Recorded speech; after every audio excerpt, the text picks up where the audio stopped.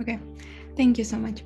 So again, my name is Vitalina, and as my topic was already said out loud, I am doing my engagement activity for global politics, the role of the government in the helping people of lower social classes or with addictions.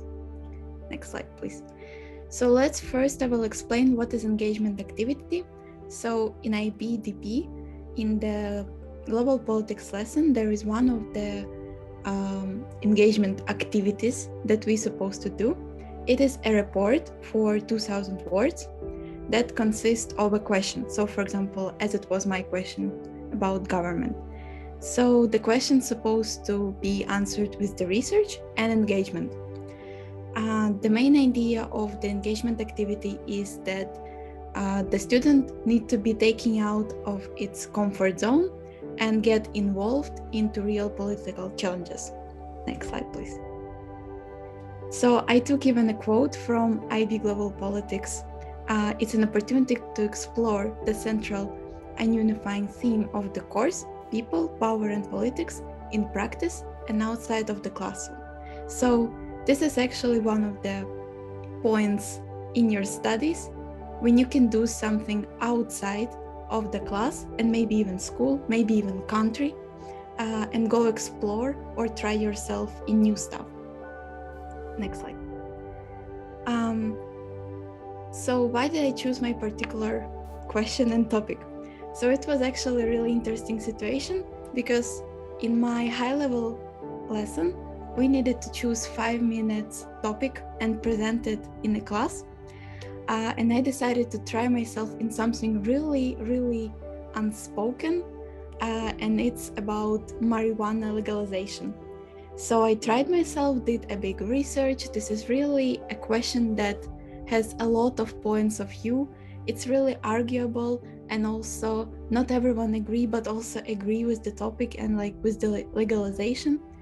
And I decided that, okay, this is really interesting topic, but I cannot talk a lot about it. So I decided to just spend the 5 minutes of my opinion and also perspectives. I decided to challenge myself. And then when I heard about engagement activity, my teacher proposed me to engage my topic and a little bit, I'm sorry.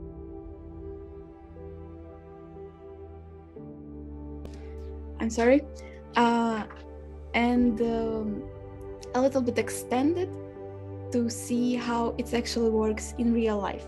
Next slide, please. So when I started to do a research about marijuana, I decided that, okay, I will talk about marijuana legalization in the world, in the countries, in my country, and how does it relate to everyone. First, I decided to do interviews as one of the part of activity. And I did an interview with the Latvian policeman who explained me everything. How is he dealing with the drug dealers? How does the police in Latvia engaged or deal with people who are addicted or who persuade their marijuana? Then I decided to interview a Sri Lanka citizen, Mr. Nalim, who actually explained me about everything that's happening in Sri Lanka about this thing. And if you will ever go there, you will see that the first thing that they are promoting is to stop smoking weed, or it is something that will actually cause a lot of troubles in your life. You can be killed for this, you can be hanged, you can be put into prison and stuff like that. Also, as my one of activities, I visited an anonymous meetings for addicted people. There were really different groups, for example, only for women, or the one who want to be the hosts and produce like the outcome for people, maybe some calming meetings like drawing or yoga or something. This was particular meeting about just sharing your problems. A lot of people are sitting without cameras because they say that they looked horrible, and this is one of the outcomes that marijuana did with them. That's why they're a little bit scared. But the man who is with the hands in front, if you can see. He actually visited this meeting for a really long time, so he is quite confident with everything he has. Next slide, please. As one more of my activity, my teacher suggests me to contact the Dialogue non-governmental organization that actually, as I read later on, helps for people who are addicted or working as a prostitutions or need needles. They help them with the mental support, with the also like changing needles so that they would not get any HIV or AIDS infections. Also, they are giving condoms for people who need them. So they are helping for lower social classes people, and also helping for people to feel better because of their addictions or work. Next slide, please. So the work is not a work without difficulties. So I had a lot of them. To contact with the Latvian policeman, it took me like, okay, from October until January to talk with him. He was not replying me. Maybe he was busy. I understand it's Latvian policeman and stuff like that, but it took me a long time to communicate with him. To contact with the Dialogue organization, it took me a while because we couldn't find the common language and also timing. And this is one of the organizations that is open in the website, but really closed inside, because they are working with people who actually give some trust. So they cannot go around the Riga, for example, and just give needles or give needles or condoms to people. They actually choose a specific time to do it because they needed a long time trust from people. And I couldn't really find the common language with the lady who helped me later on. And also with the meeting of marijuana addicts, if you will see or notice, the time is 4:30 a.m. in the morning, and I couldn't really miss it because it was one of the times when the group was particularly working, and it's also all mostly in America. Some of them are in Latvia, and the times are really different, so I needed to stay up a little bit longer at night. But yes, nothing can be done without difficulties, but I still did them. Next slide, please. It's not the end of my work, but to the closer middle of the work, I decided to change my topic, and I was started to be curious in how does the government actually helps people with problem. My initial question was how does the marijuana can be legalized in countries, but now I'm focused on how does the government or non-governmental organization help in countries. So for example, I asked a Latvian policeman, this is as a local and also Sri Lanka citizens, also local opinion.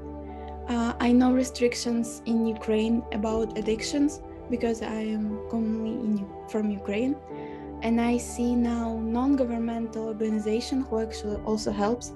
And to get the point of the governmental organizations, I will later on contact the Latvian, how to call it? I forgot. I'm really sorry. Latvian organization about health ministry, like the organizer there. And I will be talking with them privately and asking questions that I'm also curious about. Next slide, please. To achieve the goal, or at least one of the goals in my activity, I also wanted to present an HIV and AIDS infection as a presentation for several schools. For example, in my school and some more international and one more non-international school, and see their reaction and how is the process there with the knowledge about it in the school. It will be age of somewhere 15 until the highest grade, so probably like 18, 19 years old. And I wanted to compare the experience between getting the information that people are not always talking about, just like my topic. Yes, next slide, please. So thank you so much, and I will be grateful for your questions.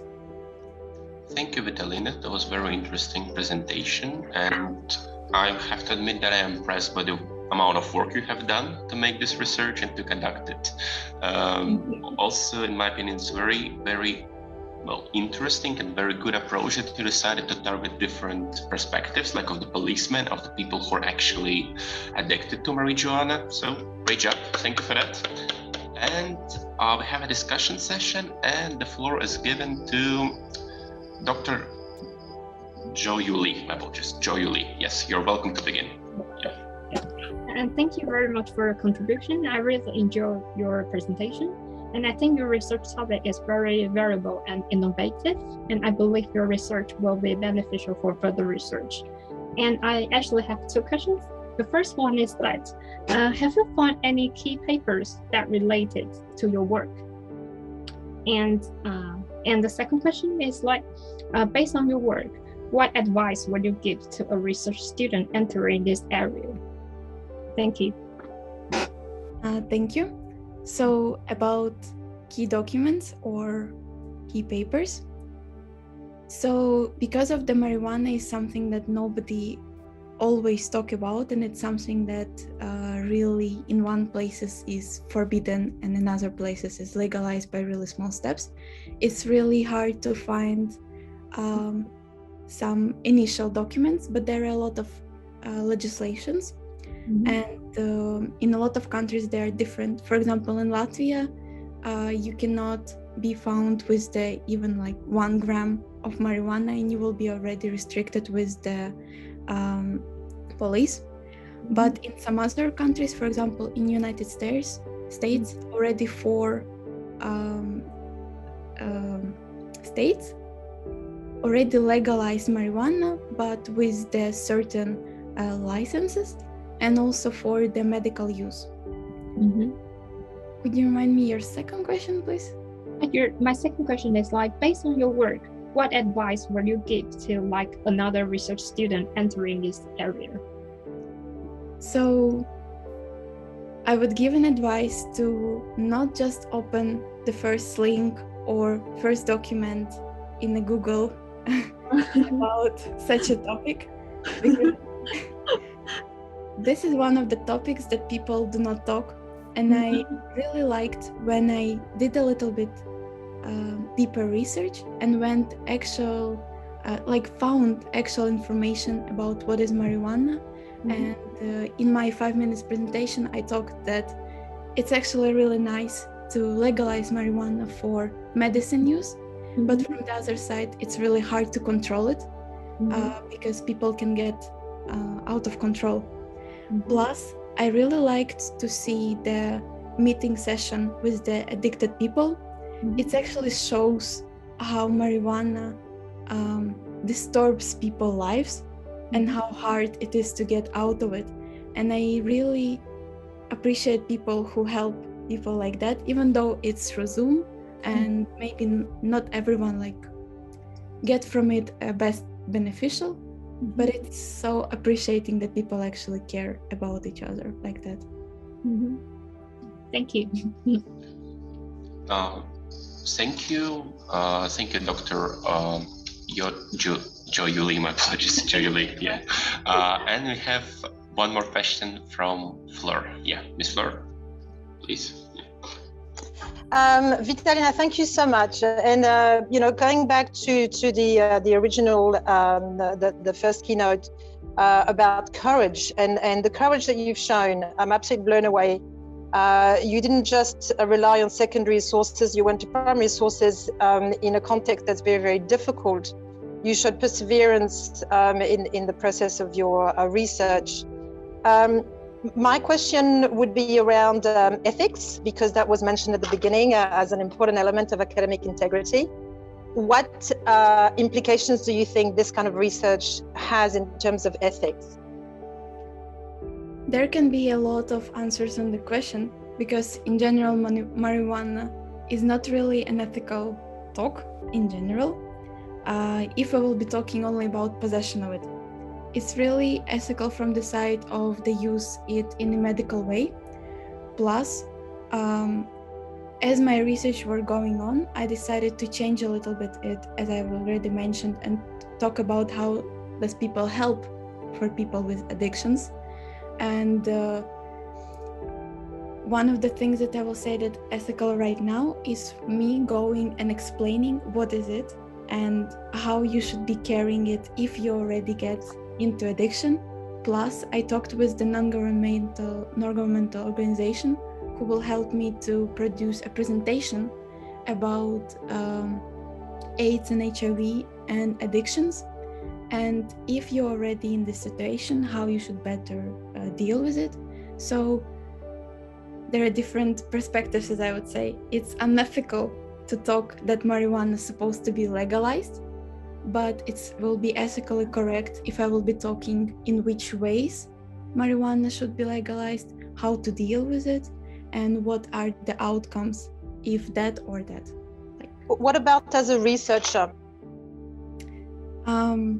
So again, do not. I'm thinking here of privacy of your primary sources, for example. Right. Is that something that?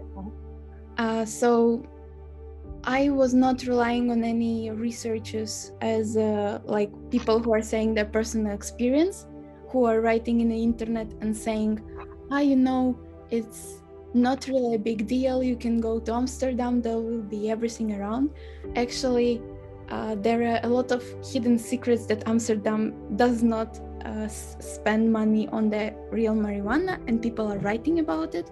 Plus, I saw the meeting where people were actually after use of marijuana, and they couldn't even share the proper information as people are sharing in internet.